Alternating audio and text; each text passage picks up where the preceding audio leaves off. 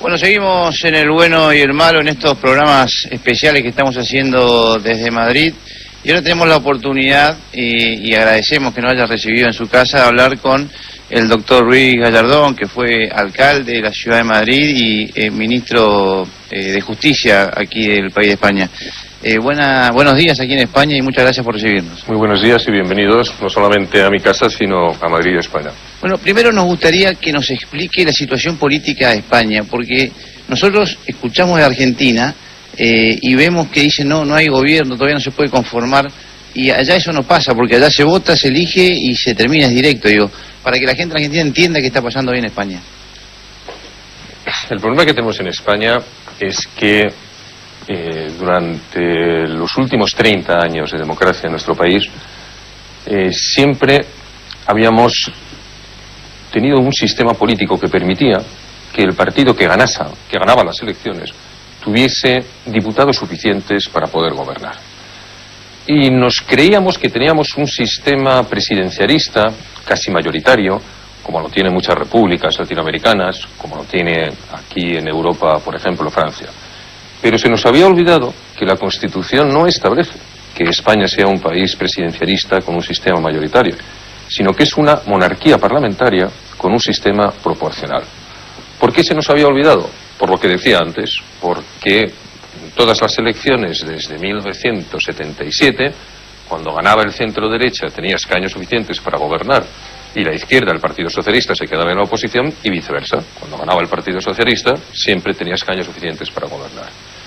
En las no últimas, sino en las antepenúltimas elecciones han surgido en España dos nuevas fuerzas políticas que hasta ahora no eran actores principales. En España, salvo excepciones, siempre los gobiernos han girado en torno al Partido Socialista Obrero Español o en torno al Partido Popular, que es heredero también de la antigua Unión de Centro Democrático. Pero aquí han surgido dos nuevas opciones políticas, que son en la izquierda radical, Podemos, y en el centro político, Ciudadanos. Y esas fuerzas, que aunque no tienen la misma importancia que el Partido Socialista y el Partido Popular, lo que han hecho ha sido equilibrar la realidad parlamentaria.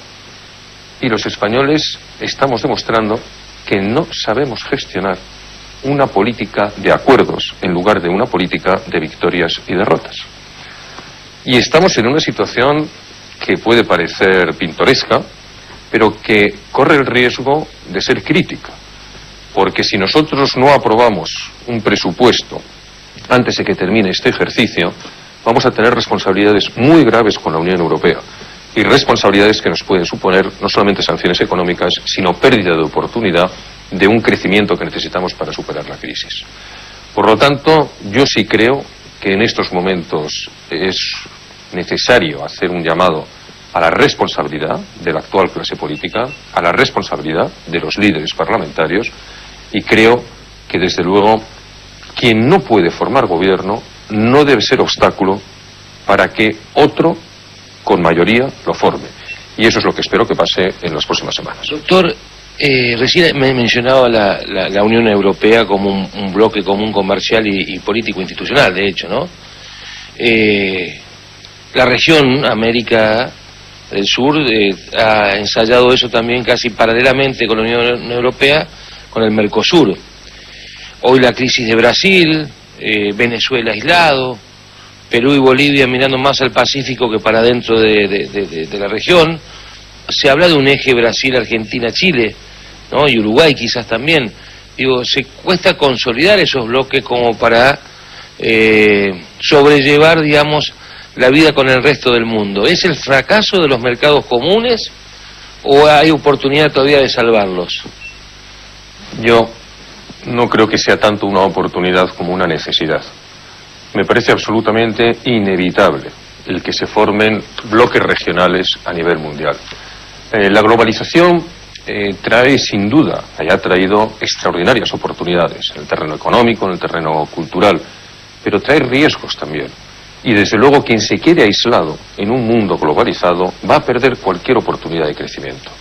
Yo creo, por lo tanto, que con todos los costes, y lo digo desde la experiencia que hemos tenido en España había mucha vocación europea, pero había escepticismo también, de que determinados sectores económicos, pues como puede ser por ejemplo el agrícola, sufriese mucho como consecuencia de la entrada en Europa.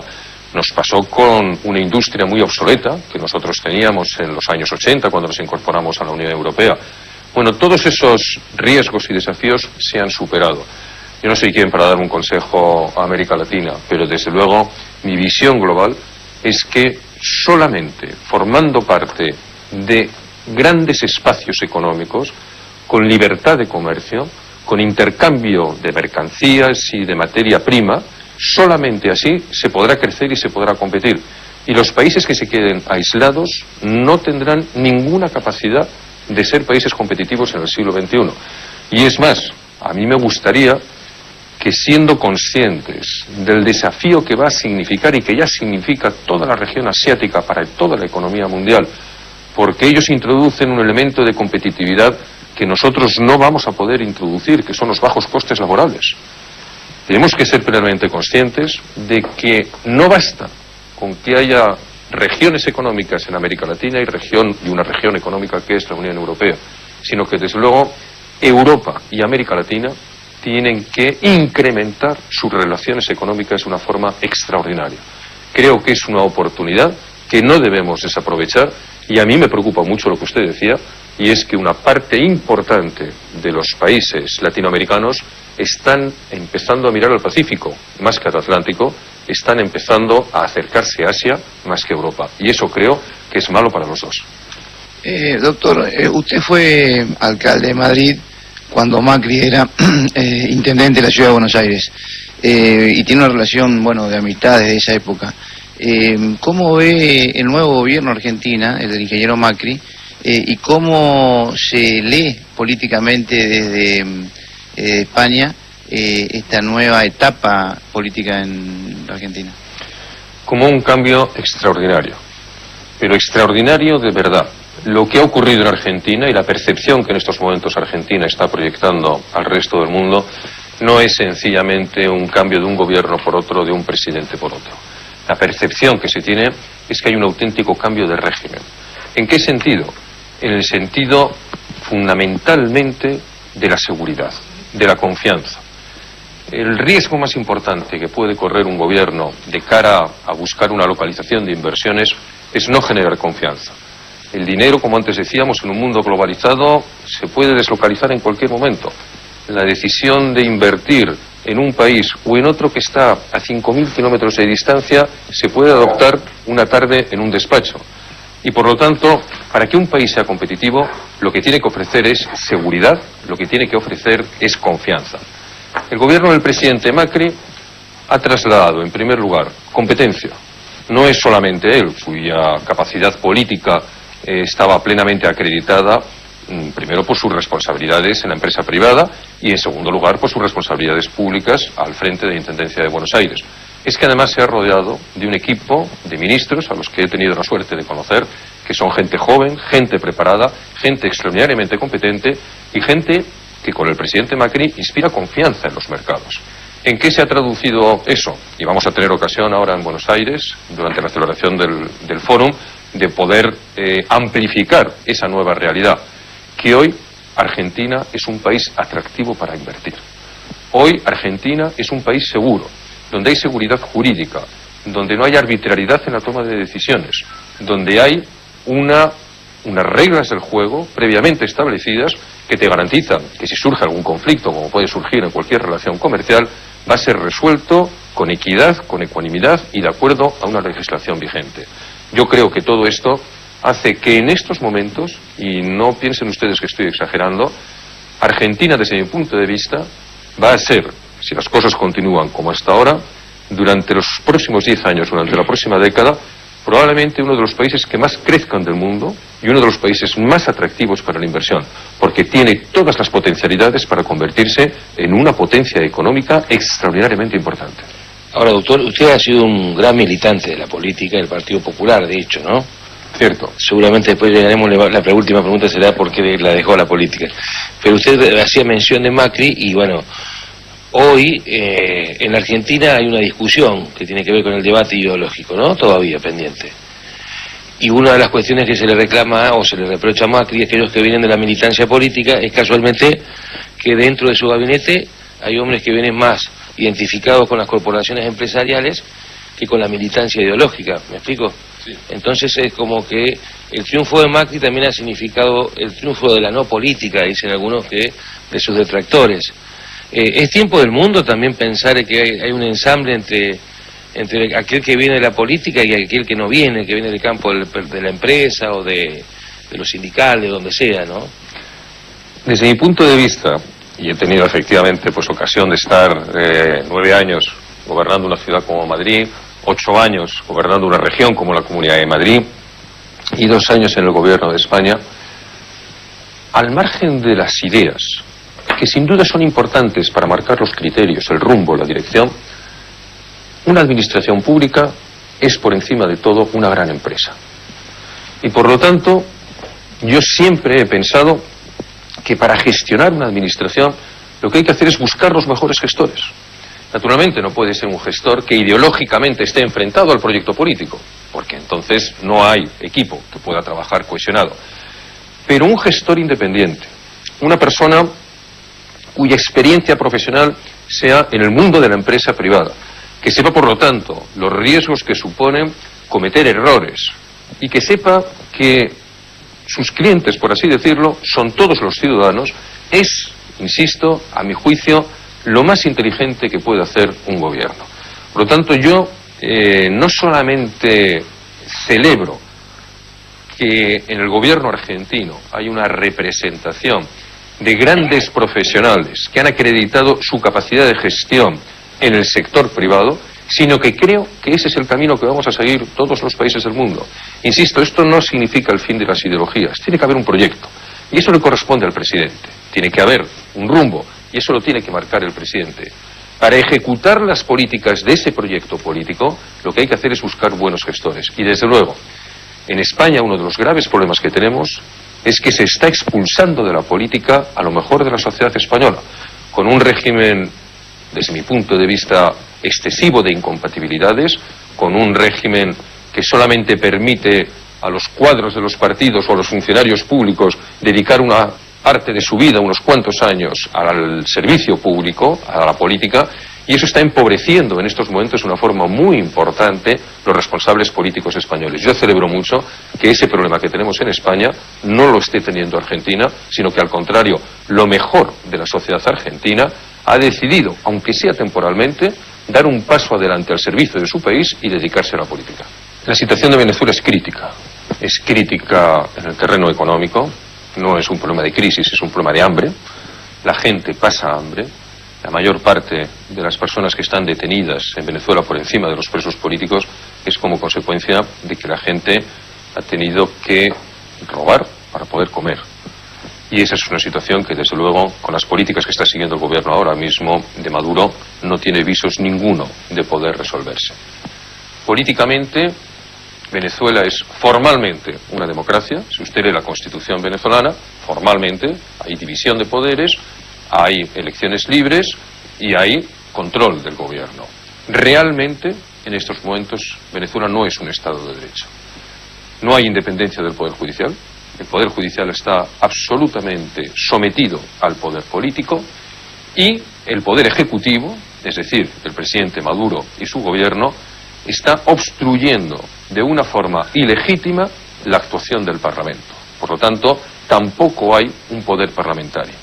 La oposición ganó las últimas elecciones al Parlamento, pero de nada ha servido, porque lo que ha hecho el gobierno chavista es anular todas las decisiones que adopta el Parlamento. Y por lo tanto, aunque formalmente existe ese órgano parlamentario, realmente el único poder que existe en Venezuela es el chavismo encarnado en el presidente Maduro y los militares que lo acompañan en el gobierno. No hay independencia del Poder Judicial, no hay ningún tipo de posibilidad de actuación independiente del Poder Legislativo. Como consecuencia de todo eso, Leopoldo López, líder de la oposición, la persona que probablemente más posibilidades tiene de ser el próximo presidente de Venezuela, es en estos momentos un rehén del chavismo. Y es un rehén que están utilizando para sus intereses políticos. dentro y fuera del propio país. Y esa es una situación absolutamente insostenible, y esa es la razón por la que una serie de abogados no venezolanos del resto del mundo, desde Norteamérica hasta España, nos hemos incorporado al equipo de defensa de Vicente López para, más que enriquecer la actuación jurídica que está espléndidamente dirigida por los abogados venezolanos, para hacer una llamada al mundo, una llamada de atención, donde dejemos muy claro que en el siglo XXI no puede seguir habiendo presos políticos y que la libertad de un hombre no puede ser utilizada como un instrumento de cambio de objetivos del chavismo. Doctora, siguiendo lo que usted está hablando de Leopoldo López, la situación de Venezuela, recién habló de Macri, ¿hay cambios de paradigmas en el mundo, en la región de América Latina también, esto de el fin de los gobiernos populistas, como algunos han denominado a los gobiernos de Cristina, de Néstor, de Cristina, de Lula, de Dilma, de Chávez Maduro, de Correa en Ecuador, sobrevive Evo Morales en Bolivia? ¿Se viene un cambio de paradigma en la región? ¿Qué observación hace aquí usted de España? Si me hubiese hecho esta pregunta hace 2 años, sí, le hubiese contestado de una forma optimista que sí, que estaba convencido que el populismo era algo transitorio y llamado a desaparecer, y que se iba a imponer, como hablábamos antes, el buen gobierno, y que la gobernanza iba a estar marcada por la calidad de los gestores y por su transparencia ante la opinión pública. Pero claro, ahora me hace usted esa pregunta cuando hace pocos meses hemos tenido unas elecciones en España donde, lo que no había ocurrido nunca en este país, desde que tenemos democracia, una fuerza populista de izquierdas se ha alzado ni más ni menos que con el 3er puesto en el Parlamento español. Quiero decir con ello que una cosa es lo que queramos y otra cosa es lo que puede pasar. Y que los populismos, que ahora, pues viendo la situación en Argentina, o viendo la situación en otros países de la región latinoamericana, que pensamos que era un problema superado, siguen siendo siempre una amenaza latente. Lo que caracteriza al populismo es dar soluciones sencillas a problemas complejos. Y como eso no existe, al final se acaba construyendo una mentira. Pero muchas de esas mentiras son atractivas para los propios ciudadanos. Y en situaciones de dificultad, si el ciudadano, en lugar de comprender la dificultad de gestión de una situación compleja, lo que hace es creerse la promesa milagrosa de una solución fácil, podemos caer en populismos de izquierdas o podemos caer en populismos de derechas. Ojo a los populismos de derechas. En América Latina el populismo ha sido una bandera de la izquierda. En España también, pero en Europa empiezan a surgir movimientos populistas de derechas que son tan peligrosos, no digo ni más ni menos, pero tan peligrosos como los populismos de izquierda. Y pensar que en estos momentos, en las próximas elecciones francesas, una fuerza de extrema derecha, como la que encabeza la señora Le Pen, puede ser primera o segunda fuerza política, es algo que a todos nos tiene que preocupar. Ver el resultado de las últimas elecciones en Austria es algo que a todos nos tiene que preocupar. O ver el resultado de las elecciones regionales que se han celebrado la semana pasada en Alemania. Quiero decir con todo esto que desde mi punto de vista estamos absolutamente obligados a ser más pedagógicos que nunca con los ciudadanos, a no caer los partidos constitucionales nunca en el recurso fácil de descalificar al adversario e intentar por todos los medios que al final la política sea un ejercicio de responsabilidad, porque si no lo hacemos, los populismos de derechas o de izquierdas volverán. Doctor, la última, por lo menos de mi parte, con el cambio de gobierno de Macri, hay un nuevo embajador aquí en Madrid, en España, que es un misionero como nosotros, Ramón Puerta. ¿Siente el cambio? La embajada argentina en España hoy tiene, según nos relataba Puerta, el ingreso abierto a las comunidades europeas como para poder empezar a hacer negocios nuevamente. ¿Hay un nuevo clima de posibilidades de inversión en Argentina a través de la embajada argentina aquí? El cambio ha sido inmediato y además extraordinariamente eficaz. El embajador Puerta es un hombre extraordinariamente experto, con una experiencia política que le ha permitido desde el mismo momento en que tomó posesión, incluso mucho antes de presentar credenciales ante Su Majestad el Rey, por los plazos que tienen que transcurrir, inmediatamente enseñar la nueva realidad de Argentina en España y a través de España en la Unión Europea. Desde que Ramón Puerta es el embajador de la República Argentina en Madrid, la embajada está abierta. En la embajada coincidimos los empresarios que se interesan por invertir en Argentina, los políticos que tienen curiosidad intelectual por saber cómo se está desarrollando esta nueva época del país y toda una representación plural de la sociedad española. Y creo que desde luego esa tiene que ser la labor de un embajador, fundamentalmente enseñar la realidad atractiva del país.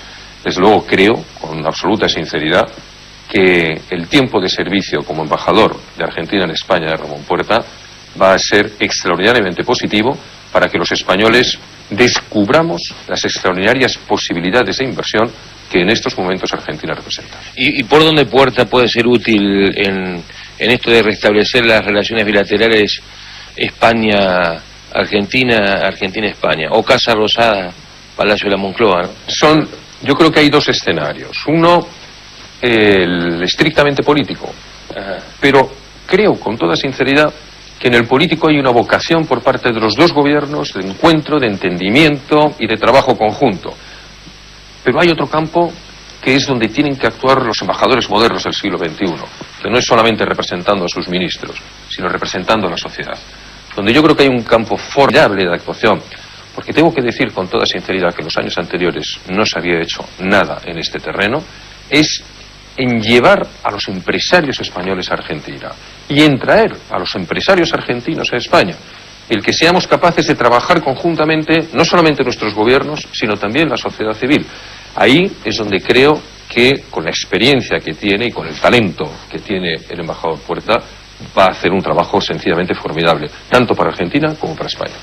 Bueno, le agradecemos mucho. Estaríamos unas varias horas, pero el doctor tiene que... La última pregunta sería, ¿dónde podemos comer la mejor tapa de Madrid? ¿Fue alcalde, conoce? El mercado San Miguel. ¿Usted qué fue alcalde? ¿Dónde tenemos que venir los argentinos a comer las buenas tapas? Bueno, seleccionar un sitio va a traer problemas en Madrid va a ser ciertamente complicado, pero voy a hacer un acto, con el permiso de ustedes, de nepotismo.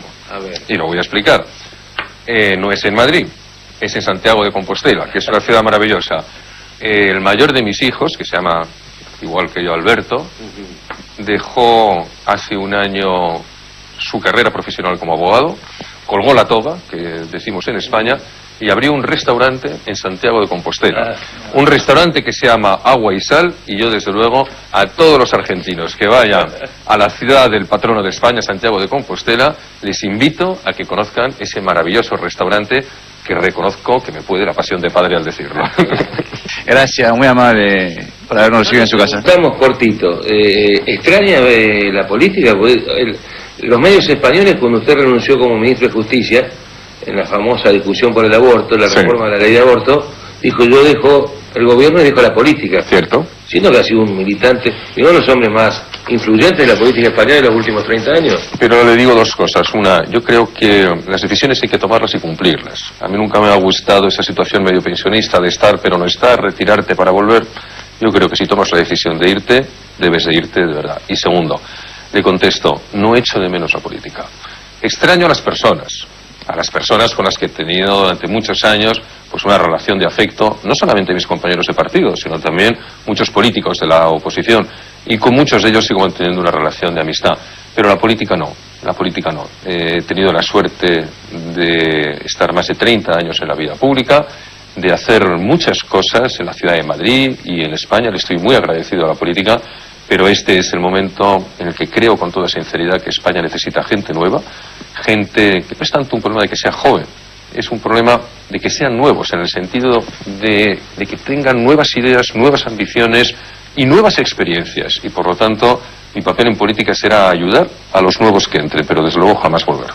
Doctor, gracias, muy amable por venirnos. Muchísimas gracias a ustedes. Bueno, hasta aquí llegamos en este bloque del bueno y el malo.